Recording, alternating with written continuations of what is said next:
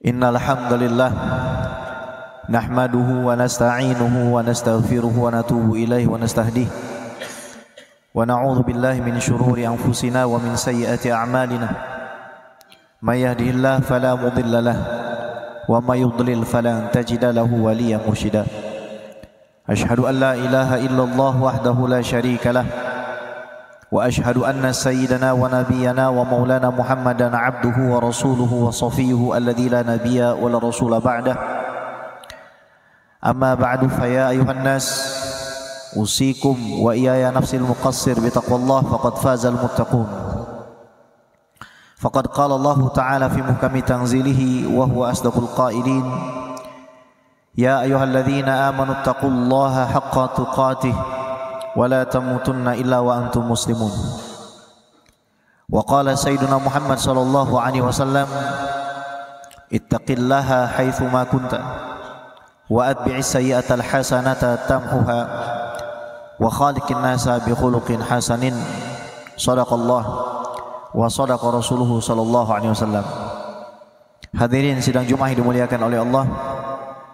Pada kesempatan yang mulia ini khatib mengajak kepada diri al-faqir dan seluruh jamaah untuk meningkatkan kualitas ketakwaan kita kepada Allah Subhanahu wa taala.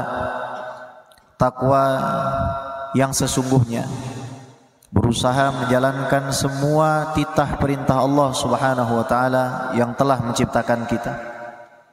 Berusaha menjauhi semua yang diharamkan, yang dilarang oleh Allah Subhanahu wa taala, agar kita bisa selamat di dunia dan juga di akhirat. Saudara yang dimuliakan oleh Allah, dekadensi moral semakin merebak di zaman ini. Khususnya tidak terbendung lagi melalui wasail atau wasilah media sosial yang merambah kepada generasi muda termasuk putra-putri kita di rumah. Allah Subhanahu wa taala menjadikan keturunan sebagai anugerah dalam makna bahwa tidak ada satupun manusia yang bisa betul-betul memastikan dan menentukan gender anak, tinggi badan. Mereka bisa berikhtiar karena itu syariat, namun tidak ada yang betul-betul bisa memastikan hubungan yang mana yang dilakukannya yang menjadikan bahwa diri dan istrinya memiliki seorang anak. Untuk itulah kita diajarkan di dalam Al-Quran berdoa, Rabbi habli minas salihin. Ya Allah, berikanlah aku sebuah hadiah mutlak hibah, bukan betul-betul kasab dari kita. Untuk itulah dikisahkan ada Siti Maryam alaihissalam yang memiliki seorang putra, Nabi Isa alaihissalam, tanpa melalui upaya dan usaha.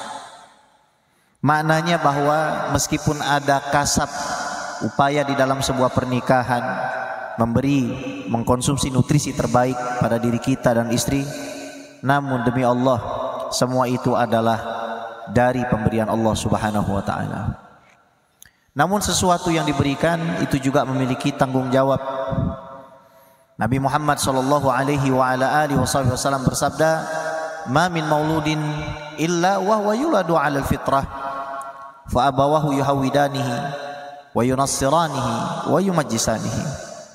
Tidak ada siapapun lahir melainkan dalam keadaan fitrah, qabil lil Islam, mudah untuk menerima agama Islam. Karena kehidupan kita bukan hanya di dalam rahim. Sebelum alam rahim ada namanya alam arwah, di mana Allah Subhanahu wa taala sudah mengambil janji. Alastu bi rabbikum qalu bala syahidna. Kita semua bersaksi sebelum menjadi manusia bahwa kita adalah hamba Allah dan pasti menyembah Allah. Termasuk ruhnya Fir'aun, termasuk ruhnya Namrud, dan orang-orang yang tidak beriman sebelum masuk ke dalam alam rahim, sebelum masuk ke dalam alam syahadah, mereka semua sudah bersaksi bahwa mereka pasti akan menyembah Allah. Namun garis suratan takdir menjadikan mereka hidup di tengah orang tua yang beragama. Ada yang beragama Islam, ada yang beragama Nasrani, ada yang beragama Yahudi, Majusi dan lain seterusnya. Maka kedua orang tuanya lah yang bertanggung jawab akan seperti apa anak tersebut.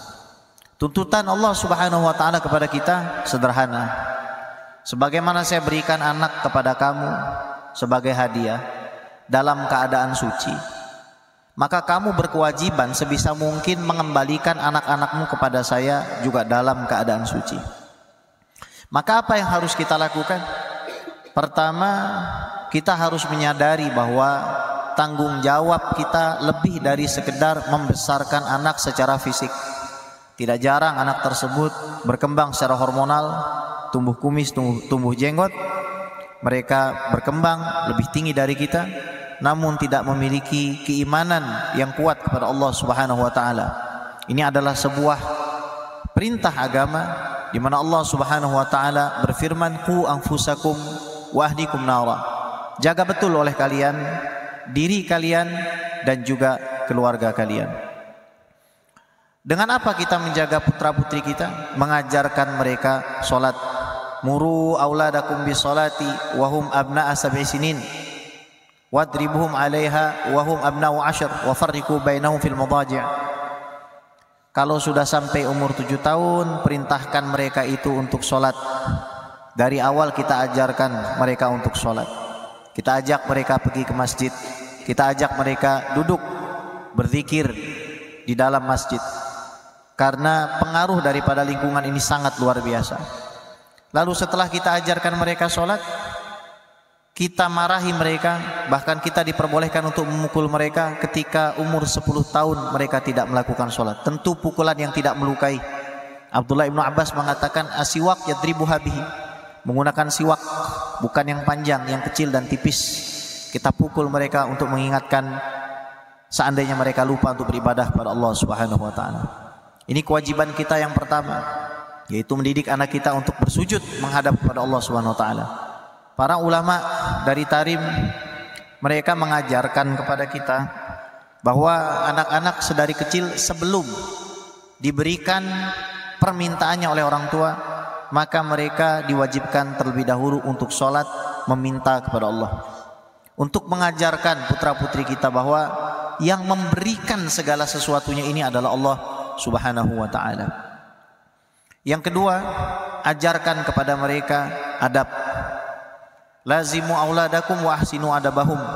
Begitu sabda Nabi Muhammad SAW. Tempel terus kalian punya keturunan. Lazimu. Kalimat mulazamah ini biasa digunakan murid kepada gurunya. Murid yang selalu menempel kepada gurunya, bermulazamah kepada gurunya. Namun uniknya perintah Nabi SAW ini lain. Lazimu auladakum. Orang tua yang diperintahkan untuk selalu menempel kepada anak-anak. Jangan kita kira anak-anak kita itu bodoh. Mereka masuk ke dalam kamar, mengunci pintu, kemudian mereka melakukan apa yang mereka lakukan sebagaimana tersebar di media sosial, pemberitaan yang sangat tidak baik dan tidak menyenangkan. Itu bisa saja terjadi kepada putra-putri kita, wal'iyadzubillah. Wah, sinu adabahum, perbaiki adab mereka. Dan cara memperbaiki adab yang terbaik adalah memberikan mereka lingkungan yang terbaik, memberikan mereka kawan-kawan yang terbaik. Minimal 1 minggu sekali kita ajak mereka duduk di majelis ilmu, di majelis ta'lim, yang mana Allah Subhanahu wa ta'ala berjanji di dalam hadis sahih riwayat Imam Bukhari bahwa apabila kita melakukan 3 hal di dalam bermajelis, maka Allah akan ampuni dosa-dosa kita. Dan Allah janjikan siapapun yang duduk di situ tidak akan celaka. Duduk di majelis ilmu untuk mengingat Allah, duduk di majelis ilmu untuk meminta surganya Allah, dan duduk di majelis ilmu untuk meminta agar kita tidak masuk ke dalam neraka. Minimal 1 minggu sekali kita ajak putra putri kita, istri kita untuk sama-sama duduk di majelis ta'lim. Para ulama salaf mengatakan orang yang dalam waktu 1 minggu 1 bulan tidak duduk di majelis ilmu, maka hatinya akan menghitam dan akan kotor. Konsekuensi dari hati hitam dan kotor, maka sudah tidak peduli lagi kepada panggilan agama, sudah tidak peduli lagi kepada ajaran agama, diawali dengan meninggalkan sholat, hingga na'udzubillah akhirnya melanggar perintah Allah Subhanahu wa ta'ala. Yang ketiga, kita diperintahkan untuk berbuat adil kepada keturunan kita. Secara psikologis tentu putra putri kita ingin mendapatkan hal yang seimbang. Nabi Muhammad SAW bersabda, sawu baina auladikum fil atiyah, fa in kuntum mufaddilan ahadan faddaltun nisa. Samakan, berbuat adillah kamu kepada keturunan kamu. Namun catatan dari saya, kata Nabi, seandainya aku diperbolehkan untuk memberi lebih, maka aku pasti akan memberi lebih kepada anak perempuan. Ini menunjukkan bahwa anak laki-laki kita ajarkan kemandirian, dan anak perempuan kita didik dengan cinta dan kasih sayang. Saudaraku dimuliakan oleh Allah, yang terakhir, yang tidak kalah penting dan wajib adalah kita memberikan nafkah yang halal kepada putra dan putri kita. Karena ini adalah sebuah kepastian dan keniscayaan. Tidak boleh kita memberikan nafkah yang haram, karena yang haram itu akan tumbuh menjadi daging yang haram. Daging yang haram tersebut pun akan tumbuh memberikan motivasi berbuat yang haram. Sebaliknya, apabila kita memberikan dari kasbul halal, dari cara yang halal, dibelikan barang-barang yang halal, diajak anak-anak kita dengan uang tersebut ke tempat-tempat yang halal, semisal ke masjid, ke majelis ta'lim. Daripada kita mengunjungi, mohon maaf, tempat-tempat maksiat untuk liburan, kita kunjungi Masjidil Haram, kita kunjungi Masjid Nabawi, kita lakukan umroh, kita mengunjungi para ulama, makam-makam para aulia. Semua itu akan memberikan kemanfaatan kepada diri kita. Nabi Muhammad SAW bersabda, as-sa'i ala iyalihi kana kal mujahidi fi sabilillahi rabbil alamin. Para pekerja, orang-orang yang membanting tulang dan memeras keringatnya untuk memberikan makanan, untuk memberikan nafkah kepada manusia-manusia yang ditanggungnya, maka mereka berstatus seperti orang yang sedang berperang, sedang berjihad di jalan Allah Subhanahu wa taala. Yang paling terakhir sekali, dekatkan anak-anak kita kepada para ulama. Dekatkan anak-anak kita kepada 3 macam orang yang disabdakan oleh Nabi Muhammad SAW, man dzakkarakumullah ru'yatuh wa zada fi ilmikum mantikuh wa raghabakum fi fi'lihi amaluh. Yang pertama, cari manusia yang kalau kamu melihatnya kamu langsung mengingat Allah Subhanahu wa taala. Mafhum mukhalafahnya, jangan ajak putra-putri kita melihat orang-orang yang menjauhkan mereka dari Allah. Itu salah kita. Kalau kita dengan sengaja menundukkan putra dan putri kita dengan orang-orang yang menjauhkan mereka kepada Allah, itu semua akan menjadi tanggung jawab kita di hadapan Allah Subhanahu wa taala. Mohon maaf, memang tidak semua menggunakan hijab. Namun kalau kita terbiasa membawa anak-anak perempuan kita berkumpul dengan orang-orang yang berhijab, yang menutup auratnya, itu akan menjadi satu poin penting yang membawa perubahan pada dirinya.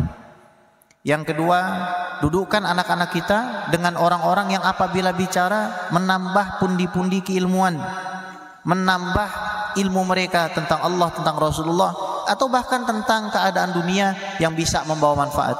Mafhum mukhalafahnya, jangan kita dudukkan, pilihkan anak-anak kita berteman dengan orang-orang yang bodoh, dengan orang-orang yang pandir, yang tidak mengenal Allah, tidak mengenal Rasulullah, tidak mengenal agama, dan bahkan tidak mementingkan kesuksesan di dalam kehidupan dunia. Dan yang terakhir, kata Nabi SAW, carilah orang-orang yang apabila mereka beramal, mereka menyemangati kalian untuk sampai kepada akhirat. Mudah-mudahan khutbah yang singkat ini bermanfaat. Ajarkan anak-anak kita untuk sholat, lazimkan diri kita dengan mereka, tanya apa kebutuhan mereka, jadilah sahabat bagi mereka, berikan mereka nafkah yang halal, kumpulkan mereka bersama orang-orang soleh. InsyaAllah kita akan memiliki investasi yang berkepanjangan, sehingga ketika kita wafat, pahala tetap mengalir kepada kita. Wal asr, innal insana lafi khusr illa alladhina amanu wa amilus solihati wa tawasaw bil haqqi wa tawasaw bis sabr. Barakallahu li wa lakum fil Qur'anil Karim wa nafa'ani wa iyyakum bima fihi minal ayati wa dzikril hakim wa taqabbala minna wa minkum tilawatahu innahu wal ghafurur rahim. Ud'ullaha ta'ala yastajib lakum.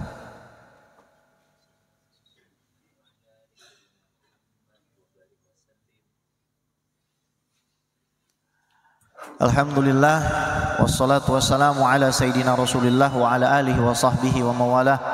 Wa la hawla wa la quwata illa billah. Ashhadu an la ilaha illallah wahdahu la syarika lah, wa ashhadu anna sayyidana wa nabiyyana wa maulana Muhammadan abduhu wa rasuluhu wa safiyuhu alladzi la nabiyya wa la rasula ba'daha ma ba'd. Fa ya ayuhan nas, usikum wa nafsi bitaqallah wa ta'atihi la'allakum turhamun. Faqad qala Allah ta'ala fi muhkami tanzilih wa huwa asdaqul qailin. Ya ayyuhalladzina amanu taqullaha wal tanzur nafsum ma qaddamat lighad. Wa qala sayyiduna Muhammad sallallahu alaihi wasallam, ya ghulam inni uallimuka kalimat ihfazillaha yahfazka wahfazillaha tajidhu tujahaka wa idza sa'alta fas'alillah wa idza ista'anta fasta'in billah. wa'alam annal ummata law ijtama'at ala yanfa'uka bi syai'in lam yanfa'uka bi syai'in illa ma qad kataballahu lak wa'alam annal ummata law ijtama'u ala yadurruka bi syai'in lam yadurruka bi syai'in illa ma qad kataballahu alaik rufi'atil aklam wa jaffatis suhuf ta'arraf ila Allah fi ar-rakha' ya'rifka fi shiddah wa'alam anna ma asabaka lam yakun liyukhti'ak wa ma akhta'aka lam yakun yusibak wa'alam anna an-nasra ma sabra wa anna al-faraj ma'al karab wa anna ma'al usri yusra wa qala ta'ala inna Allah malaikatahu yusalluna 'alan nabi ya ayyuhalladzina amanu sallu 'alaihi wa sallimu taslima Allahumma shalli 'ala sayidina Muhammad wa 'ala ali sayidina Muhammad kama shallaita 'ala sayidina Ibrahim wa 'ala ali sayidina Ibrahim wa barik 'ala sayidina Muhammad wa 'ala ali sayidina Muhammad kama barakta 'ala sayidina Ibrahim wa 'ala ali sayidina Ibrahim fil 'alamin innaka Hamidum Majid Allahumma ighfir lil mu'minina wal mu'minat wal muslimina wal muslimat al ahya'i wal amwat birahmatika ya arhamar rahimin Rabbana hab lana min azwajina wa dhurriyyatina qurrata a'yun waj'alna lil muttaqina imama Allahumma maghfiratuka awsa' min dhunubina wa rahmatuka arja' indana min a'malina Allahumma ya man la yashghaluhu sam'un an sam'in wa ya man la tughritu kathratul masail wa ya man la yatabarramu bil ahyi ibadihil mulihina alaih adikna barda rahmatik wa karama istijabatik Rabbana atina fid dunya hasanah wa fil akhirati hasanah wa qina adzabannar ibadallah innallaha ya'muru bil 'adli wal ihsan wa ita'i dzil qurba wa yanha 'anil fahsya'i wal munkari wal baghi ya'idukum la'allakum tadhakkarun fadhkurullaha al-'azima yadhkurkum was'alu falyu'tikum wa la dzikrullahi akbar wallahu ya'lamu ma tasna'un aqimis shalah